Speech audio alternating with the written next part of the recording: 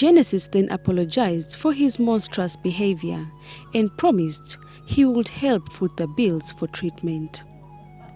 But as it is, he hasn't extended a hand even once. It's after the decision to leave that she discovered even more hurting things Genesis had put her through.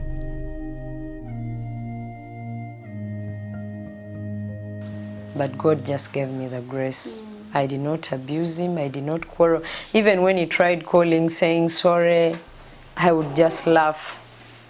And I told him, actually, I have nothing against you.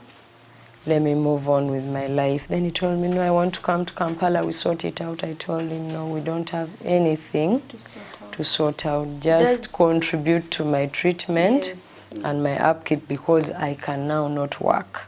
Is he doing that? He did not. Till today? He did not. I have the copy of his agreement.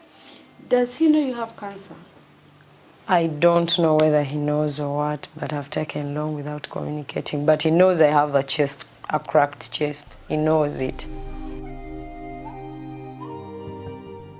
After falling in love with a man she thought was Mr. Right, Harriet had no reason in holding back. Being young and naive, she gave in to all her lover's whims, standing by him through all his weaknesses, including physical abuse. Have you ever suspected him to be violent? Has he ever hit you or threatened to hit you the time you were living with him? Yeah, he tried twice. The first time was on 31st of December 2008, when he had another woman. He had brought another woman in the house. This house? No, the house where I was living in Gulu. Oh, okay. And the neighbors there knew me, because we started the relationship in 2006, December. So the neighbors knew me as his girlfriend.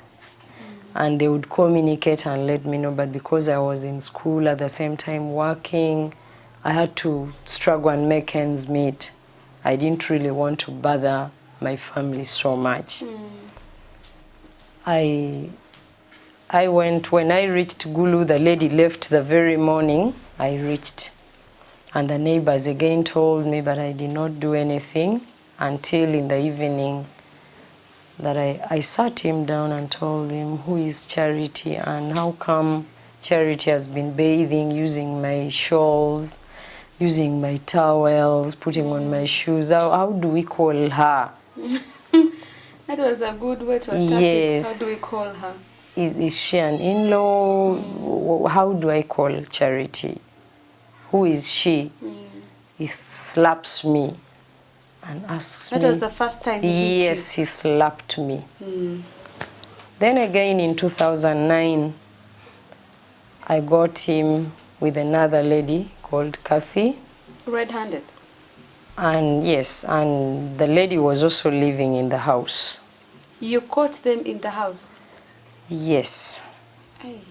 And for him, he did not expect me to know, to get them, or to, he didn't expect it. And I wasn't violent. I just told him, I think this is the time to end this relationship because there is no respect. And I don't think I'll let my life be played with like you're doing. And he told me, no, those are rumors. I told him, but how can they be rumors? When I've caught you. When even Kathy herself is confessing. And you saying no and she's saying yes, who is right and who is wrong? So he had to call Kathy and also called me. I went with Auntie Esther. Kathy did not know who I was. She had never seen me. She had never even heard of me. So she was seated, we also sat. Then after, he got up and then he told Kathy, Kathy, I'm sorry. I wasted your time, but Harriet is my wife. The girl lost her mind. She could not believe. And he had told Kathy to organize herself and her relatives that he was also going to Kuchala.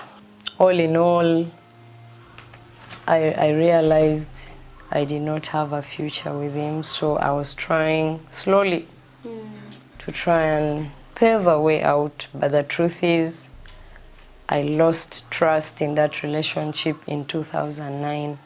And it's Aunt Esther and another friend who really talked to me and begged me so much to forgive him.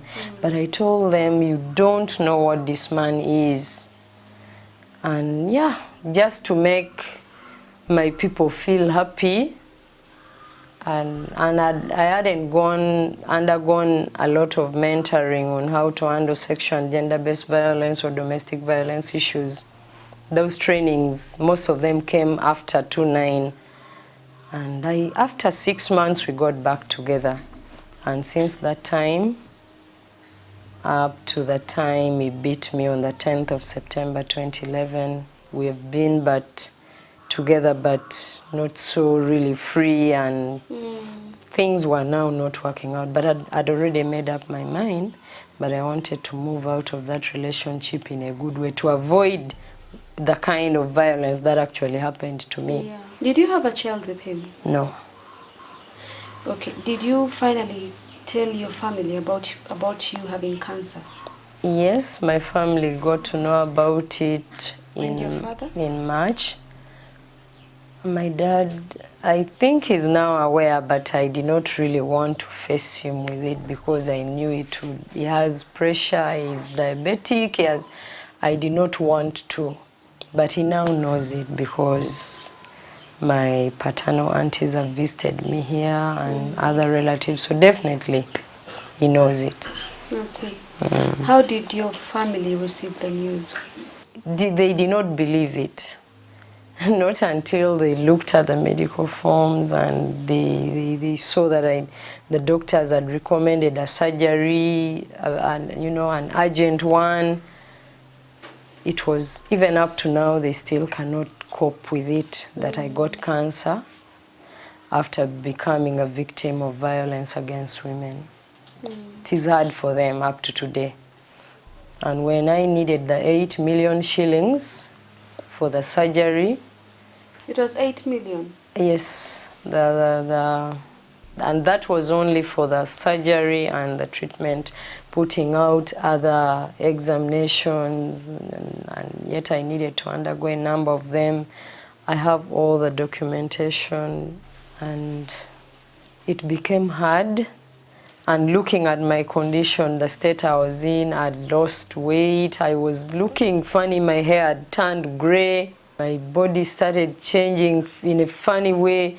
Actually, some of the neighbors and the friends talked much, and they were like, she must be HIV positive. Even my own family members, my own brothers, my own relatives concluded I was HIV positive. But then I was in a lot of pain. I could not talk back to them. I just let them speak whatever they wanted to speak. And because because of not eating for so many months actually and days, the body immunity went totally low. And time came that I started developing funny, rashes and things on my body. And the doctors were telling me it is because I did not have any vitamin in my body. Yeah. That's why all those changes came.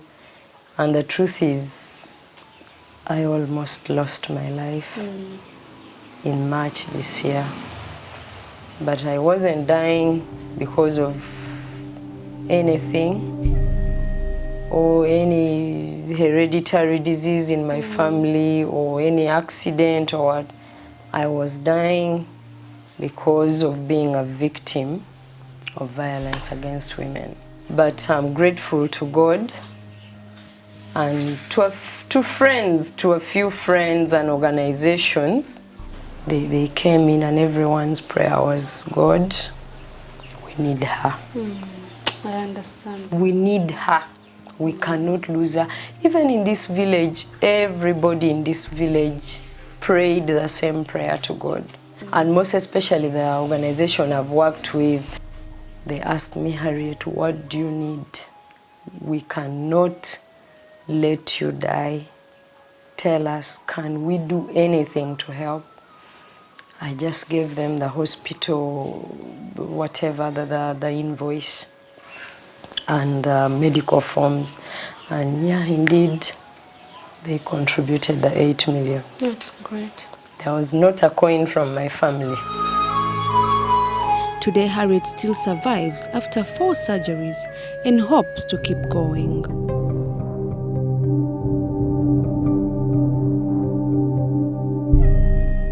Even with such pain, Harriet has endeavored to pay school fees for a young girl she calls an angel. Patricia, a girl that won her heart. I could not find the number of words to describe such a lady.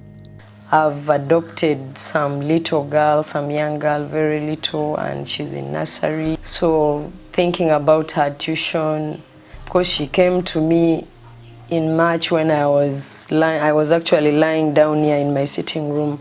She looked at me, I was in pain. She told me, Auntie, you're in pain. I told her, yes, Patricia, I'm in pain. She's only 2 years and a half. I told her I'm in pain. She told me, sorry, don't worry. I'm going to call my mommy to come and take you to the hospital.